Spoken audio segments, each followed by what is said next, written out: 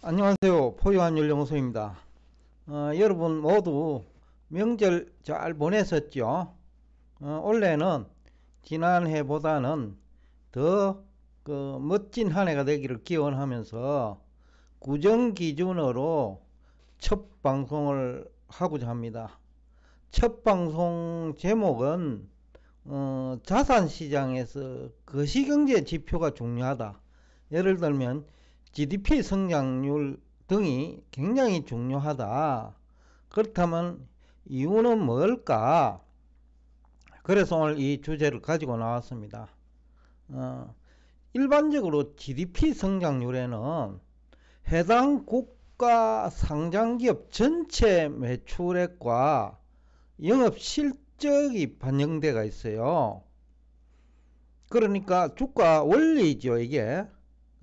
특히 이제 주가 지수하고 관계되어 있고 또 개별 기업의 주가하고도 관계되어 있어요.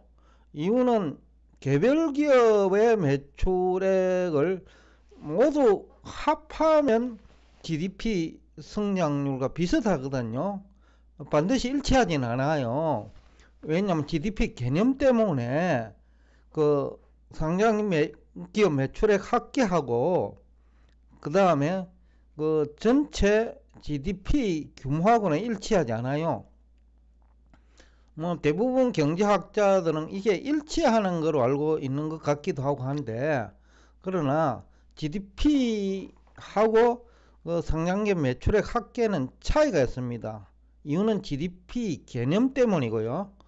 이 구체적인 거는 뭐 이번 다가오고는 일요일 같네요. 다가오는 일요일에 제가 세미나 하면서 GDP에 대해서 좀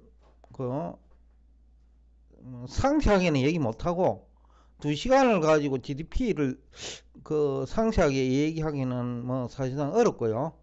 그러나 여러분들이 자산시장에서 활동하는데 도움이 되는 정도는 충분할 거예요.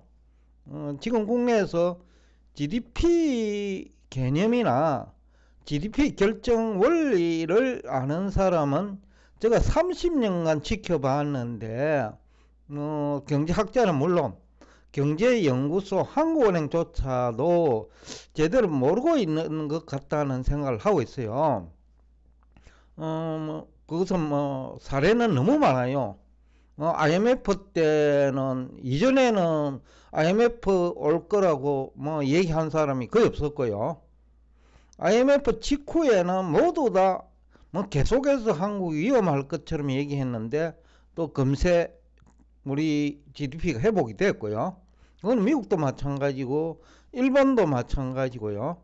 근데 우리 국내 경제학자들이나 경제 전문가들은 위기 이전도 모르고 위기 이후에도 GDP가 어떻게 될지 대부분 몰랐다.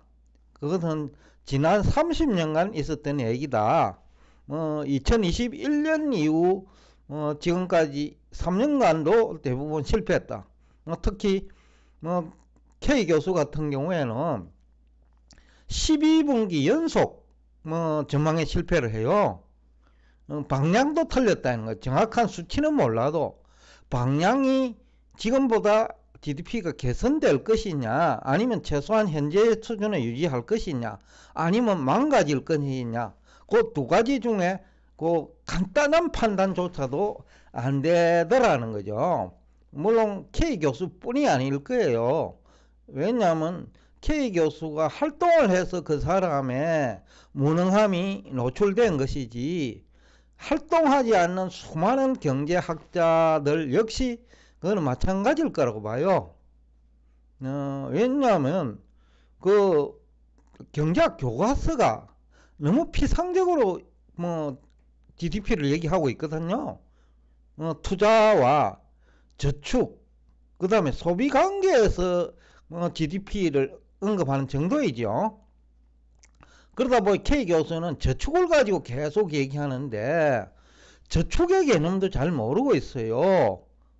저축이 픽스된 거 아니에요.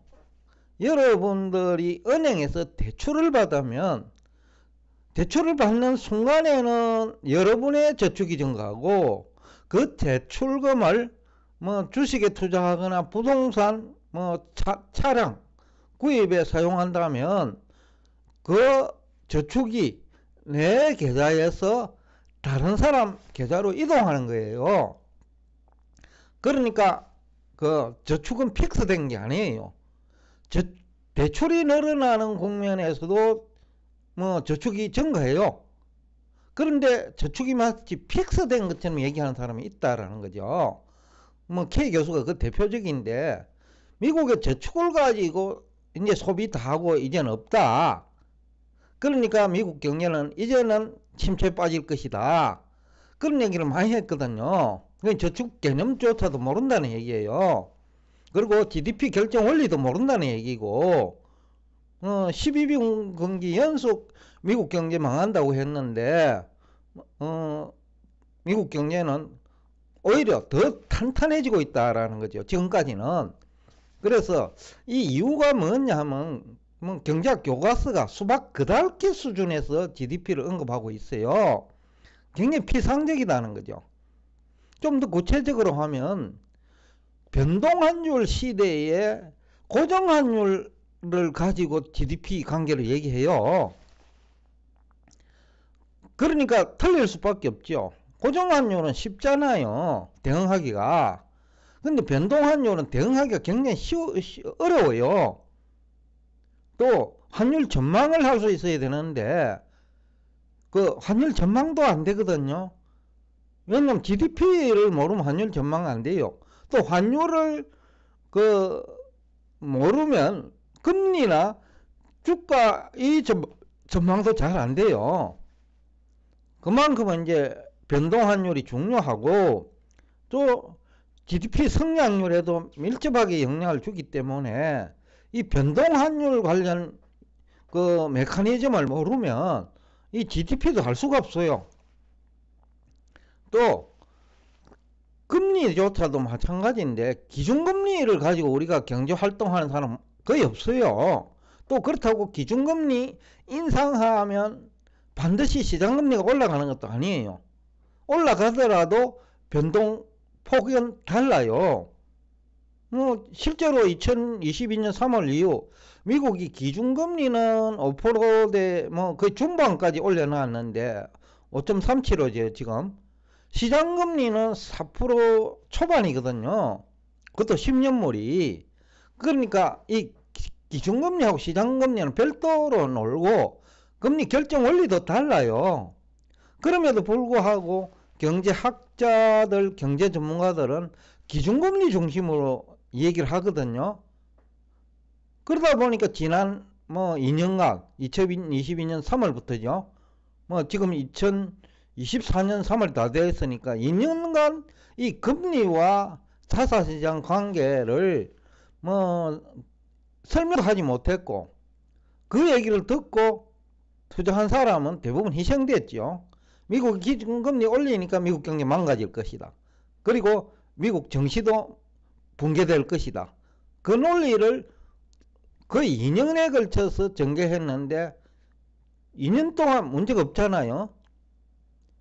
즉 금리와 GDP 성장률 관계도 모르고 금리와 주가 관계도 모르는 것이 우리나라 경제학자들과 경제 전문가들의 현주소다라는 것을 여러분들이 이제 체험을 했을 거예요. 그래서 오늘 늦었지만 이 얘기를 하는데 이번 주말에 다가오는 주말이네요. 18일로 기억이 되는데 제가 언급을 하고자 하는 얘기 이유예요. 이것이 어렵기도 하지만은 여러분들이 잘못 배웠기 때문에 그래요.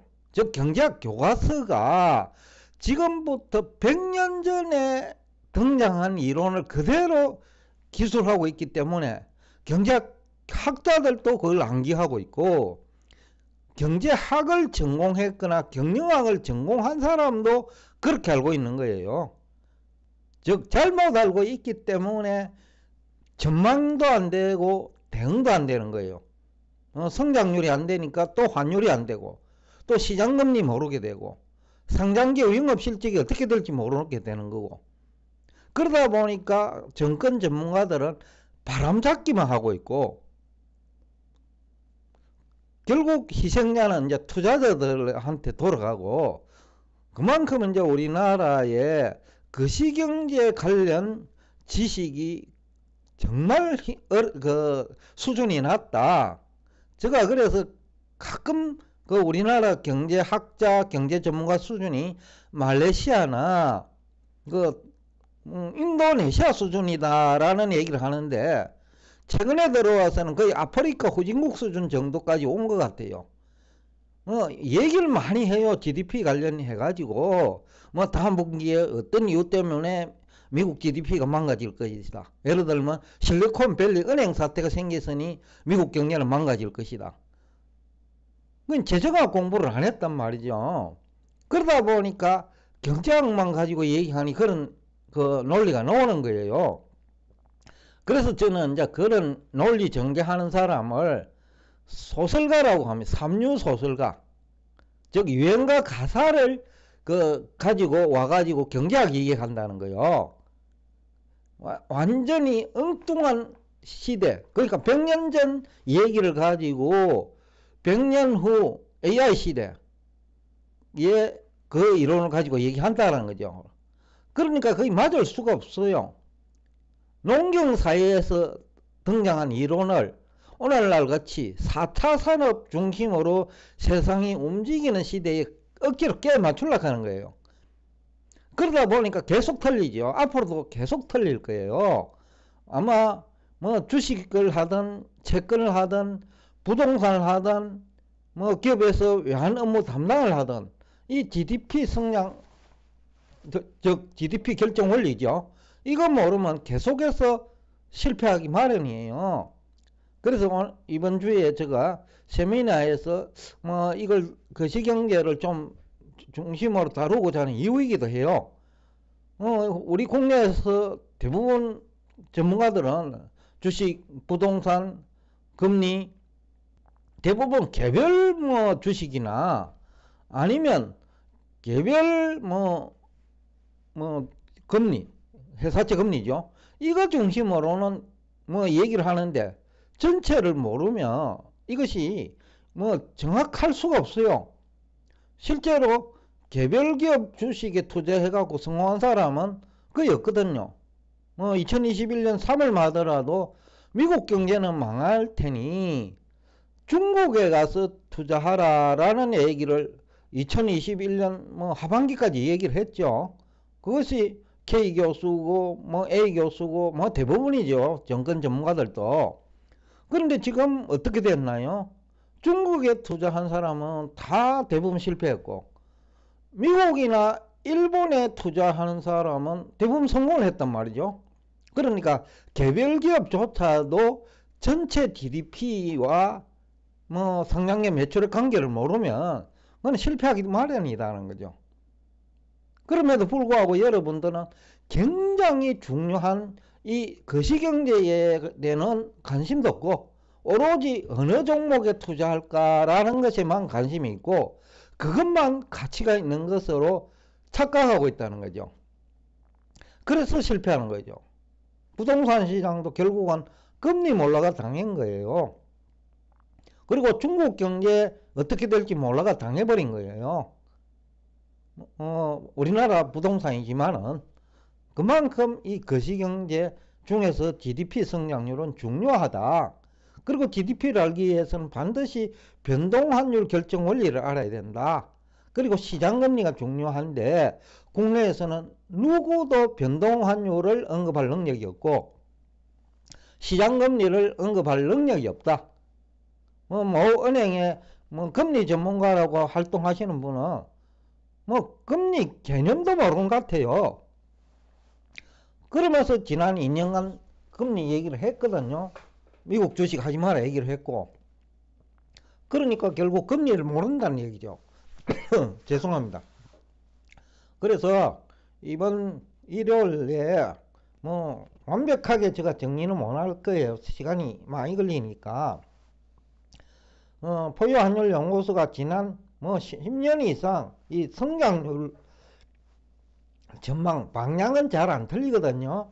그러니까 제가 그 알고 있는 GDP 결정 원리가 정확하다는 얘기예요. 지난 10년 이상 큰 문제가 없으니까. 그러니까 이게 제일 먼저 알아야 되는 그 지식의 영역이다. 자산시장 참여자 입장에서는. 그래서 오늘 이 주제를 가지고 나왔습니다. 또 이 얘기를 하다 보면 금리 얘기해야 되고, 그 다음에 환율 얘기도 언급을 좀 해야 되고, 그 다음에 고용이라든지 이 얘기도 해야 되고, 뭐 경기 선행 지표도 마찬가지예요. 국내 경제 전문가들이나 학자들 중에 경기 선행 지표 제대로 하는 사람 없어요. 그러니까 결국은 성장률 전망에 실패하는 거예요. 그래서 그런 거 포함해 가지고 이번 일요일이네요. 일요일에 여러분과 약 한 2시간 반 동안 얘기하고 하니까 많이 참석하시고 노트 같은 거 가지고 와가지고 여러분이 정리를 하면서 여러분이 잘못 알고 있는 부분이 많아요. 특히 경제학을 전공한 사람, 경영학을 전공한 사람, 아니면 공인회계사 등 경제학 시험을 보아가지고 자격증을 획득한 사람은 대부분 경제학을 잘못 이해하고 있다.